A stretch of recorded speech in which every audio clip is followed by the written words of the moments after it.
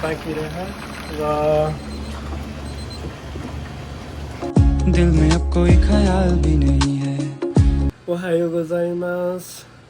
आज म डेली काम गर्ने ठाउँबाट मेरो भ्लग स्टार्ट भइरह। यस्तो नि भ्लग स्टार्ट हुन्छ मलाई थाहा थिएन, तर अवस्थाले यस्तो गरायो, निद्राले यस्तो गरायो। मसँग धेरै टाइम नभएर म घर नगइकन यहाँ सुतेँ। यहाँ सुत्न नि पाउँछ, मेरो हजुरबाले केही भन्दैन र त्यसले धन्यवाद भन्न चाहन्छु। मलाई सुत्न दिन्छ। पहिला नि म सुतिरहन्थेँ यहाँ, उताबाट काम गरेर आउने 3 बजेसम्म, अनि यहाँ फेरि 5 बजेदेखि पहिला काम हुन्थ्यो। त्यति बेला पनि यहीँ सुत्थेँ, तर त्यति बेला चाहिँ यो साउनी थिएँ नि। मेरो टिकटक हेरेको भयो थाहै होला यो साउनी कस्तो कुरौटी चित्तेले कुरा लगाएर मलाई सुत्न नदिने जस्तो कुरा भइरहेको थियो।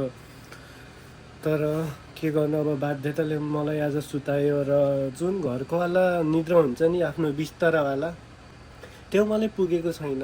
त्यही भएर सायद अहिले भोक पनि लागिरह। त्यही भएर अहिले तल जाऊँ, केही किनौँ, थोरै भोक मारौँ।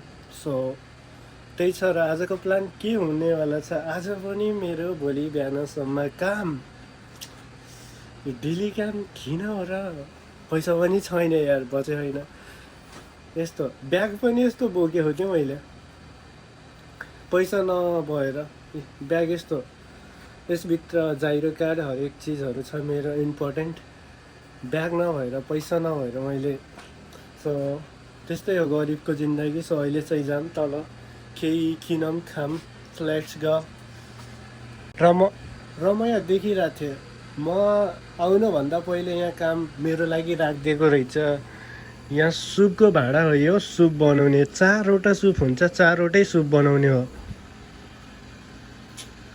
टाइम गाह्रो छ जिन्दगी जापानमा चलाउनलाई। सो जाऊँ। मेरो बाउको कार आयो भनिरहेको थिएँ, तर होइन, मेरो बाउको कार पनि सेम यही कार हो, लेक्सस। र सुड्डी निस्किरहेको छु अहिले।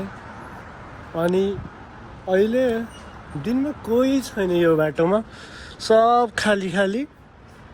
तर अहिले राति हुनुपर्छ। यही बाटोमा यति धेरै मान्छे हुन्छन् रक्सी खाएर, यता पल्टेको उता पल्टेको। र मैले ह्याप्पी न्यु इयर भनेन। ह्याप्पी न्यु इयर छ सबैजनालाई। आज वर्षको अन्तिम दिन। यो मेरो भ्लग पछि गयो नि, सबै सुखमै बिटोस् आउनेवाला टाइम, त्यही भन्न चाहन्छु। दिदीले पान खाँदै हुनुहुन्छ, एउटा दिदीले। यस्तो जिन्दगी हुन्छ जापानमा।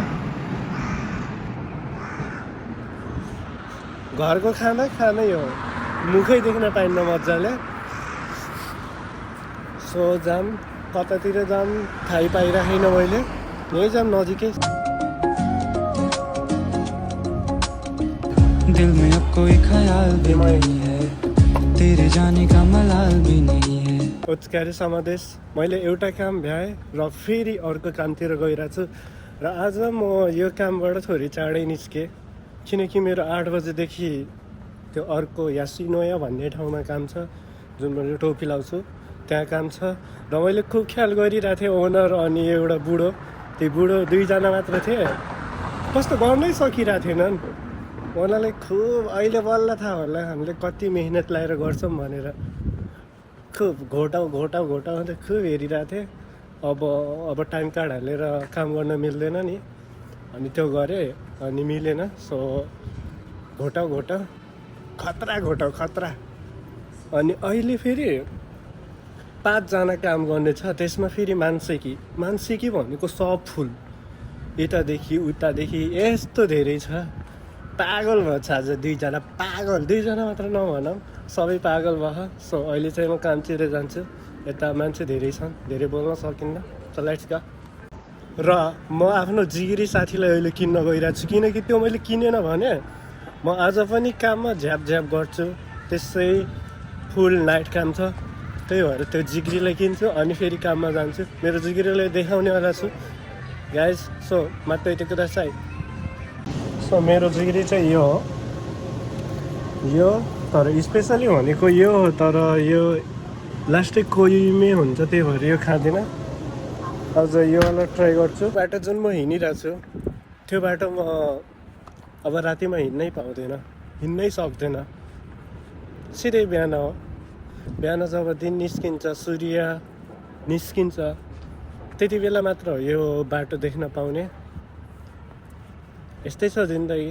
12 घन्टा 24 घन्टा 24 घन्टा त नभनौँ, तर 12 घन्टा 18 घन्टा एक दिनमा ड्युटी गर्दाखेरि शरीरको के हालत हुन्छ त्यो बाहिर हुने मान्छेलाई चाहिँ थाहा हुन्छ। र यो बाटो अहिले यस्तो झ्यापेहरू बस्छन् नि, झ्याप भएर गर्छन्। कोही उल्टा पल्टेको हुन्छ, कोही उल्टा पल्टेको हुन्छ। अब मलाई चिसो भइरहेको, त्यही भएर ढिलो नगरिकन म सिधै भित्र जान्छु। सजैनजी अब 8 बज्न लाग्यो, त्यही भएर म कामतिर जान्छु। र यो भिडियो नछोडेर बस्दिनु होला। र म यो भिडियोमा धेरै चिज भन्न चाहन्छु। सुरुमा भन्न चाहन्छु म ह्याप्पी न्यु इयर। जुन सपना पुरा भएको थिएन त्यो पुरा होस्। तर हात चाहिँ अगाडि बढाउनु पर्छ मैले भन्छु। हात चाहिँ अगाडि बढाएन भने पुरा त के हुने, केही हुँदैन, बुझ्यौ नि। त्यही भएर त्यो चाहिँ गर, जेन्जी हो। अनि फेरि अब टाइम भयो, त्यही भएर म निस्किन्छु। र मेरो ब्रेक टाइम हुन्छ, त्यति बेला म फर्किएर आउनेवाला छु। त्यतिसम्म ಮತ್ತೆ ಇದಕ್ಕೆ ದಸಾಯಿ बस्दिनु होला।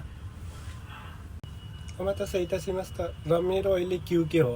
क्युकेमा मैले चिकन लेग पिस मगाएछु। धेरै परेन, फेरि 114 रुपियाँ कति परेको थियो मेरो चिकन लेग पिस।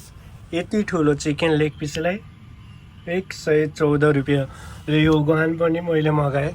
यसको फेरि धेरै पर्थ्यो, 65 रुपियाँ यसको पर्थ्यो। र अहिले चाहिँ खाना गइरहेको छु। हेर यस्तो ठाउँमा गरेपछि यस्तो चिकन लेग पिस पनि कस्तो सस्तोमा पाइन्छ।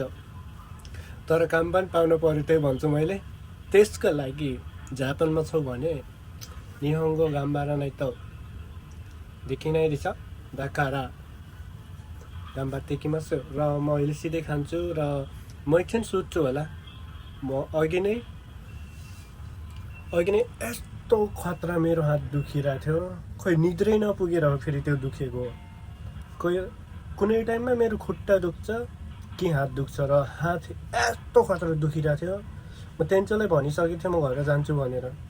तर छत्त गाम्बाते भन्यो, त्यति बेला भन्यो मैले हुन्छ भनेर। त्यसपछि गर्दै गएँ। अनि एउटा नेपाली दाइ हुनुहुन्छ, बोल्दै जाँदाखेरि अहिले चाहिँ दुखिरहेको छैन, निद्रा हरायो। तर निद्राले हात दुखाउँछ, खुट्टा दुखाउँछ, खतरा। फेरि मैले भनेन होइन, म कसरी सुतेको क्या। यो यसरी हुन्छ, यति भनौँ न यही साइजको बस्ने हुन्छ। त्यही यहाँ लगाएर अनि यहाँ लगाएर 3टा लगाएर सुतेको। यस्तो खतरा चिसो भइरहेको थियो, सुत्न सकेको थिएन मैले। त्यही भएर नि होला निद्रा नपुगेर हात दुख्ने, घरि के दुख्ने। अहिले म सिधै खान्छु। मैले ख्याल गरेँ, म जति बेला यहाँ काम गर्न आउँछु मलाई यस्तो साँघुरोमा खान पर्छ नि। यहाँ भात राख्न मिले होइन, यो मलाई राख्नै मिले होइन। यस्तो सानो टेबल यहीँ राखौँ, अहिले खसिहाल्यो भने फेरि यहाँ सब पर्छ। त्यहाँ खामेहरू सब इम्पोर्टेन्ट राखेको छ। गाह्रो छ यो ठाउँ, यस्तो साँघुरो छ। भान्सा पनि यस्तो साँघुरो बनाएको छ। तर रेजी चाहिँ जहाँ पैसा बुझ्छ त्यहाँ चाहिँ मिठो माथि बनाएको छ। त्यसरी बनाउँदाखेरि केकसम्म आयो भने यताबाट बोल्दाखेरि सिधै जान्छ आवाज। त्यो चाहिँ मलाई मन पर्यो। तर यहाँको किचन त यस्तो साँघुरो, हरेक चिज साँघुरो।